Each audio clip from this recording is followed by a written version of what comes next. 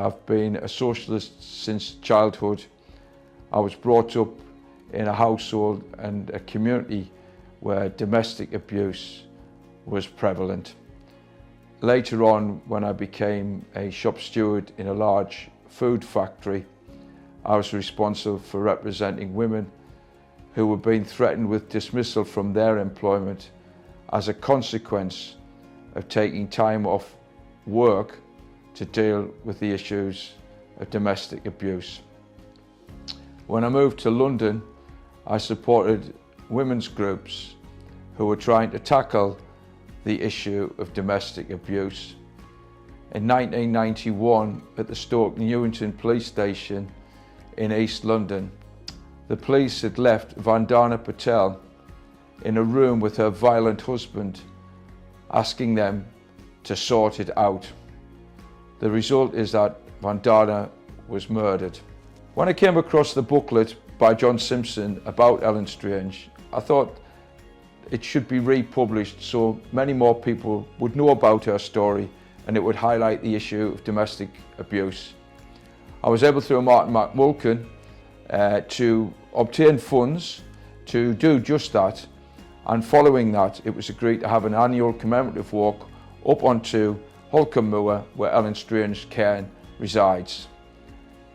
I think it has helped to highlight increasingly the issues of domestic abuse, and I'd like to think that in some small way it is therefore playing a part in trying to tackle what is the scourge of society.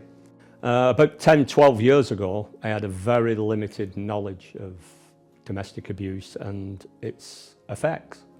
And now I fundamentally realise it's at the root of our society. It goes to the very root of our criminal justice system, our politics and religion. I can look back now when I was young and realise that the society I grew up in, that were an accepted norm. Women were objects. They were talked about. In my own workplace, I can remember you couldn't walk through the factory floor without there being girly posters up on the walls, etc. And I didn't fully understand the effect that was having on women in society. But I do now. I heard of the Ellen Strange through a Unite project that fellow trade unionist Mark Metcalfe has on the internet. It highlights monuments to trade unionists and labour movement people. And he mentioned the Ellen Strange story. Luckily, the Northwest region of Unite were happy to give us £2,200, which funded the republish of the book and enabled us to put on a bit of a buffet for when we held the event. It's grown immeasurably since then. However, during COVID, we were concerned that it was going to fizzle out because of the changes of attitudes. But since then, I'm really pleased to say we've had turnouts of 60 plus. Union funds have been absolutely vital to this project. This film and the accompanying booklet is being made purely possible by donations from private trade unionists and the trade union movement. And once again, Unite in the Northwest has really stepped up. I'm the Community Hub Coordinator for the Endeavour project, which I first came into contact with as a victim of domestic abuse when I needed support in the community. This support enabled me to remain in my home and get my life back on track. My abuser was barred from making contact with me, and I later went on to university where I gained a degree, and I now come full circle and work for this wonderful organisation. When I first heard the Ellen Strange story, I was like, wow, a monument to a domestic abuse victim from the 1700s, and it's the only one. How's that happened? That's amazing. And the fact that it's up here and it's up north and it's a working class woman made me even more connected. I remain fascinated by it. I'm thinking this should be more known, but also maybe it's not the only one. It's just the only one we know of. Maybe there are more women like Ellen Strange out there just waiting to be found. I first heard about Endeavour through my own recovery journey of domestic abuse back in January 2024. I've been through a horrific time. My partner at that time was mentally and physically abusing me. He did an abundance of different things to me. He'd installed spyware on all my devices, he was monitoring all my movements, he had access to all my bank account information, access to the lot basically. He even placed a tracker inside my car, but we didn't live together and he lived 40 miles away from me. So after around 18 months of this mental abuse, it all came to a head and he physically assaulted me. He hit me that hard round the face. I fell unconscious and when I woke up he was actually strangling me. He left me with severe strangulation marks around my neck, and I believe that had I not been able to escape, then I wouldn't be sat here today. And then I started my own recovery journey, and I fell in love with going out hiking. And one of the areas that I used to visit was up on Holcombe Moor. And during one of my hikes one day I came across this Ellen Strange monument. I didn't have a clue what it was or what it represented, and it intrigued me to find a bit more information out about what it actually stood for. And I'd noticed it hadn't even come up on my Ordnance Survey map, which I thought was quite unusual. So since discovering the story of Ellen Strange, every time I go up on Holcombe Moor hiking, I always stop off at the cairn and I just sit, just for a moment, just to remember Ellen and how awful her final moments must have been, really. And it makes me feel quite emotional that I'm actually able to sit there, but she had that chance taken away from her, didn't she? Last year I actually attended the Ellen Strange Memorial Walk, and I found it deeply moving, seeing everybody just come together and remember Ellen, and sadly the other victims of domestic abuse that had lost their lives during the previous year. So I volunteer now at Endeavour, where I facilitate a weekly walking group. And this is my journey, but it's far from over yet. We're a community domestic abuse charity based in Bolton since 1997. And the charity was founded by a survivor, Carol Marsden, and lived experience runs through everything that we do. I joined Endeavour because of the ethos of the charity. It's all about community and heart. So we support people in their own homes, people in temporary accommodation, people who are sofa surfing as well, because it's about dignity and it's about meeting need. So if we go into someone's home and they haven't got any food or the heating's not on, that's the sort of thing we try to address as well, because it's not just all about domestic abuse, but it is about overall safety. I also joined Endeavour because I'm passionate about the violence against women and girls agenda. And violence against women and girls is a global epidemic. And unbelievably, one woman or girl is murdered every 10 minutes globally. It's unbelievable, really, isn't it? And they're murdered by people who they should be safe with. So that's either their partner or their family members. And most people are murdered in the home. And that's a place where you really should be kept safe. I also am passionate about other domestic abuse related areas, such as domestic abuse related harm and suicide. So for the last 2 years now, domestic abuse related suicide has overtaken partner homicides, and we need to have more of a conversation about that. And we also need to talk more about recovery and ongoing support and helping people for as long as they need. As a charity as well, we are facing increasingly different forms of abuse every day. Things are changing. So we're seeing digital abuse on the rise. We're also, by the end of 2024, we're starting to see digital images as well and AI being used to create deepfakes. And these are causing considerable distress for people.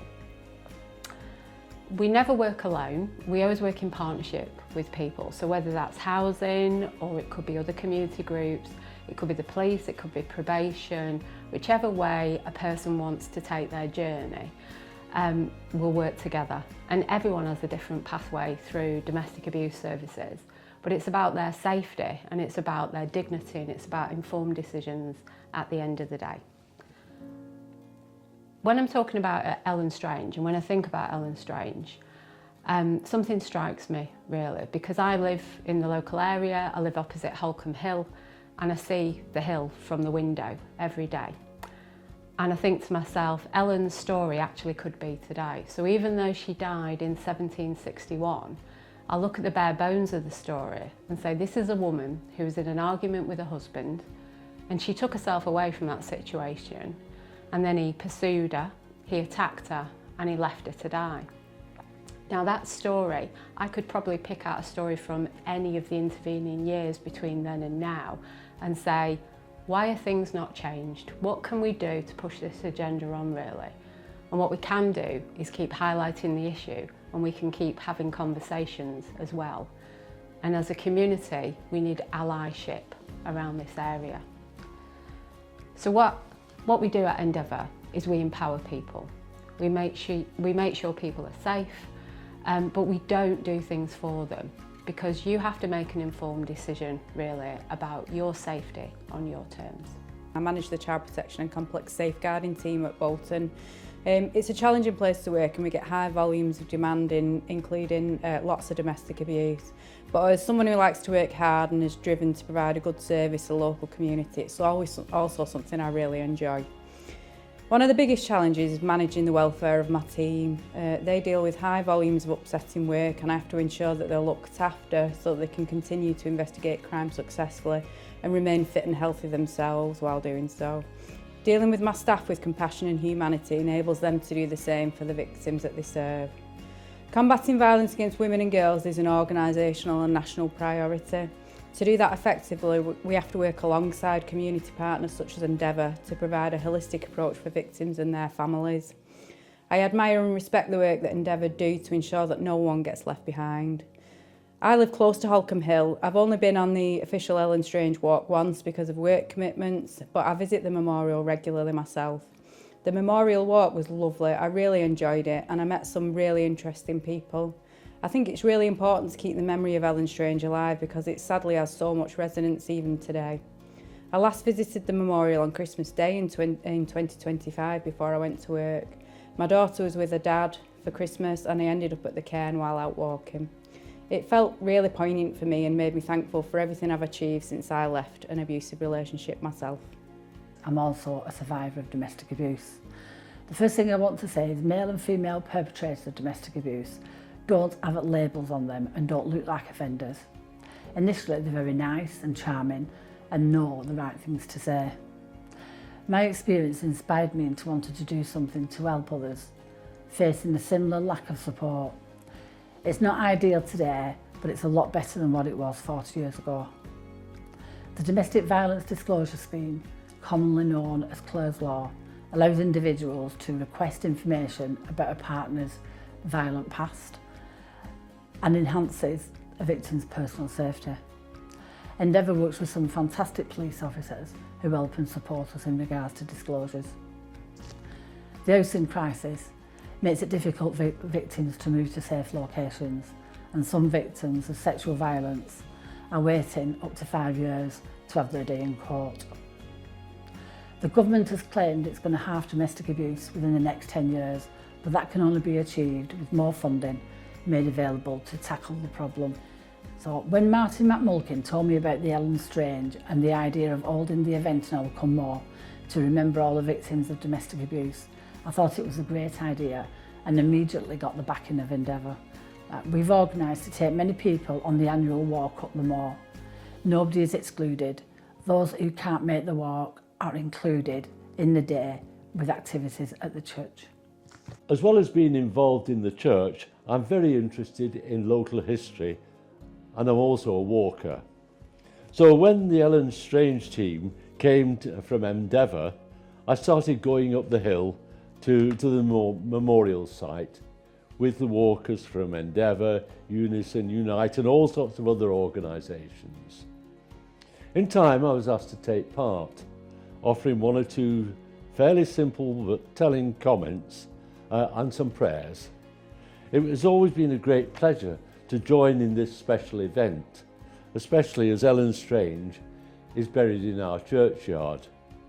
It was quite a difficult job to find out where she was thought to have been buried, because it was many years ago that she'd been murdered up there on that hill.